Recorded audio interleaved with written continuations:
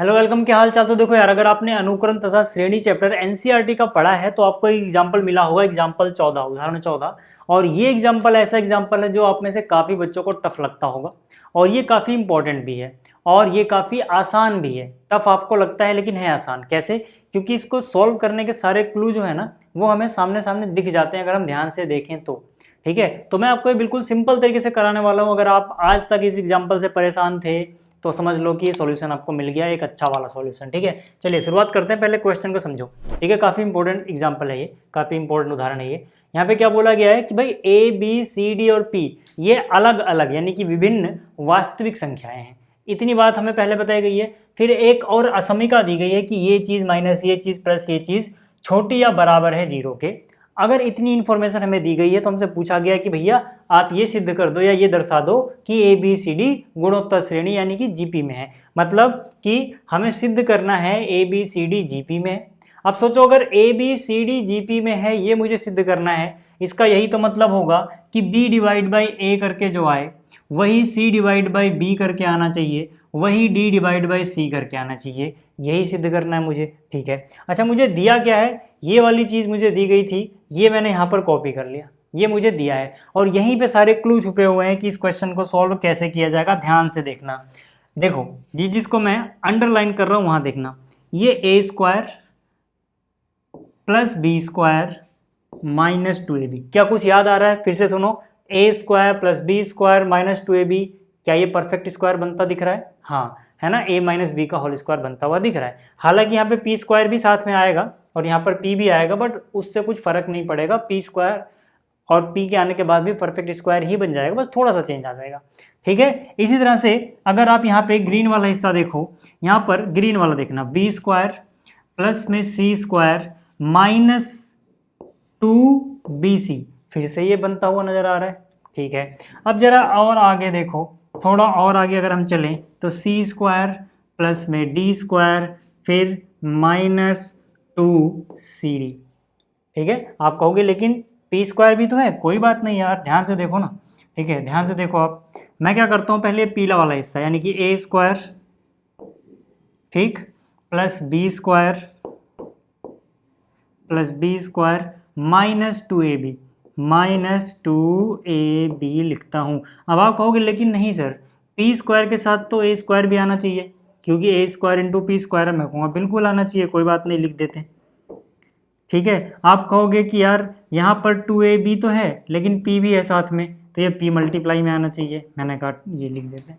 ठीक है, या फिर आप इसको शुरुआत से ही लिखते चलना। अगर आपको ऐसे समझ में नहीं आया, कुछ घपला हो गया आपके दिमाग में, तो आप ऐसे देखना कि भाई ए स्क्वायर पी स्क्वायर, ए स्क्वायर पी स्क्वायर, फिर क्या लिखोगे यहाँ पे, प्लस का बी स्क्वायर, है ना। पी जब आ जाता है ना बीच में तो आपका दिमाग थोड़ा स्लो हो जाता है, इसलिए मैंने पी बाद में लिखा था।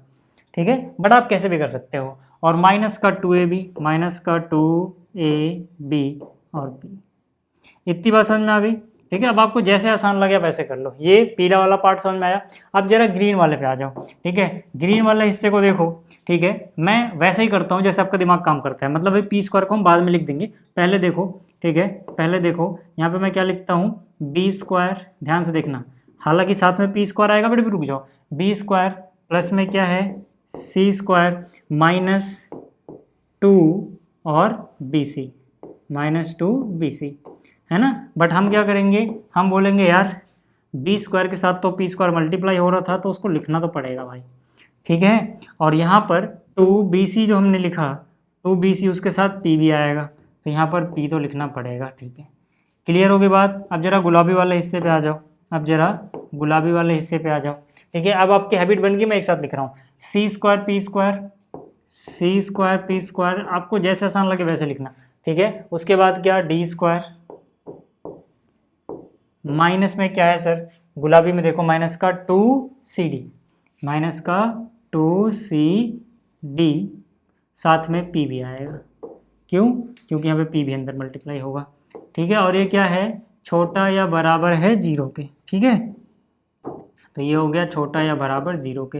अब आप कहोगे कि ये तो परफेक्ट स्क्वायर बन गया ना, किसका? देखो, अगर यहाँ से पी स्क्वायर थोड़े के लिए हटा दूं, है ना, पी स्क्वायर आपको दिक्कत दे रहा होगा, हटा दूं तो ये क्या बनेगा, a माइनस बी का होल स्क्वायर, है ना। अब यहाँ पे पी स्क्वायर और p आ जाने से क्या बनेगा, ये ये बन जाएगा, ध्यान से देखना, इसको मैं उसी तरह से लिखता हूँ, ये बन जाएगा जैसे ये a माइनस बी का बनता, बस यहाँ पे a के साथ p लगा देना,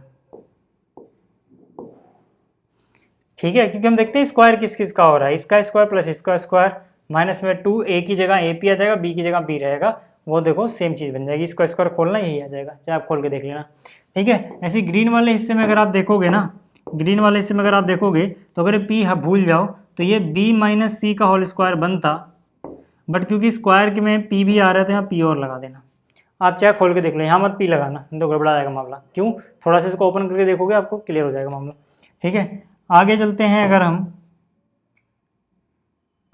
और यहाँ देखते हैं तो यहाँ से ये c माइनस डी का होल स्क्वायर बनता, लेकिन p भी है तो भाई p भी लिख दो। अब देखो इसको, इसका स्क्वायर ये रहा, d का स्क्वायर ये रहा, इन दोनों को मल्टीप्लाई कर डबल करोगे वो रहा, ऐसे ही यहाँ पर भी चल रही होंगी चीज़ें, ठीक है। क्लियर हो गई बात इतनी, ठीक है, इतनी बात क्लियर हो गई आपको, ठीक है। और ये लेस देन इक्वल टू कितने की है, ये लेस देन इक्वल टू है 0।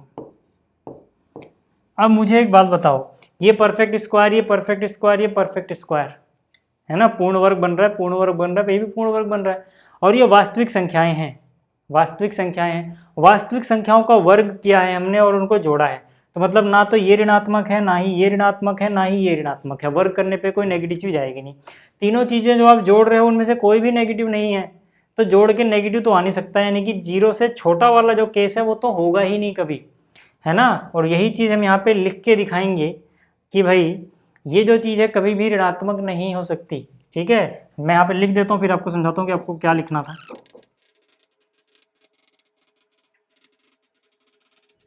ठीक है, मैंने क्या लिखा, मैंने लिखा वास्तविक संख्याओं के वर्गों का योग ऋणात्मक नहीं हो सकता। हालांकि यहाँ पर देखो a, p और b वास्तविक संख्या बताई थी, बट अगर दो वास्तविक संख्या को गुणा कर रहे हो, उसमें से एक वास्तविक संख्या घटा रहे हो, तो जो घटा वटा के आएगा मतलब कैलकुलेट करके, वो भी तो वास्तविक संख्या ही होगी, यानी ये कोई वास्तविक संख्या ही आएगी अंदर कैलकुलेट करके, उसका स्क्वायर कर रहे हो। यहाँ पर भी कोई वास्तविक संख्या ही आएगी अंदर कैलकुलेट करके, उसका स्क्वायर कर रहे हो, क्योंकि अंदर जो लिखा है वो सब वास्तविक संख्या है, उनका जोड़ घटा गुणा वास्तविक संख्या ही होगी, और ये भी वास्तविक संख्या ही आएगी। तो हम क्या बोलेंगे भाई, वास्तविक संख्याओं के वर्गों का योग ही तो है ये, वर्ग किया योग कर दिया है, ठीक है, और ये ऋणात्मक नहीं हो सकता। इसका मतलब अब एक ही कंडीशन बचती है, वो कंडीशन क्या है साहब, वो कंडीशन है कि यहाँ से लेस देन वाला निशान हटा दो, ठीक है। मतलब क्या कि यही चीज़ मैंने यहाँ पे उतारा, लेकिन यहाँ पे ठीक है लेस देन वाला निशान हटा दिया, मतलब ये बराबर हो सकता है सिर्फ। यहाँ पे कंडीशन क्या थी कि ये जो चीज़ है ये या तो छोटी होगी या बराबर होगी 0 के, हमने कहा छोटी तो हो ही नहीं सकती, 0 से छोटे होने का मतलब है ऋणात्मक, इधर तो कभी ऋणात्मक बनेगा ही नहीं, वर्ग का योग कर रहे हो नेगेटिव कैसे आ जाएगा यार, ठीक है।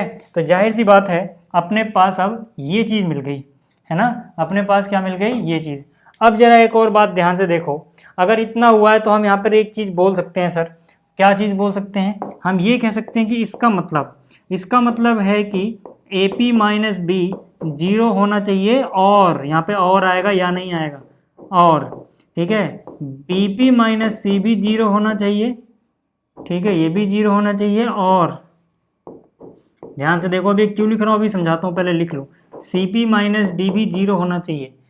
अब आप कहोगे ऐसा कैसे, देखो यार आप तीन अलग अलग चीज़ों को जोड़ रहे हो है ना, आपने ये प्लस में ये और प्लस में ये जोड़ा और जोड़ के आया 0, और इनमें से कोई भी ऋणात्मक नहीं है, या तो ये चीज़ें 0 हो सकती हैं, मिनिमम से मिनिमम ये चीज़ें 0 हो सकती हैं, ठीक है, इंडिविजुअली की बात करूँ किसी एक की, जैसे ये मिनिमम से मिनिमम 0 हो सकता है या फिर 0 से बड़ा ही होगा, ये भी 0 हो सकता है या 0 से बड़ा ही होगा, ये भी 0 हो सकता है, इसका स्क्वायर या 0 से बड़ा होगा। वो वाला केस जिसमें 0 से एक भी बंदा बड़ा हो गया तो बाकी दो 0 भी रहेंगे ना, तो 0 प्लस समथिंग आ जाएगा, 0 तो नहीं आएगा।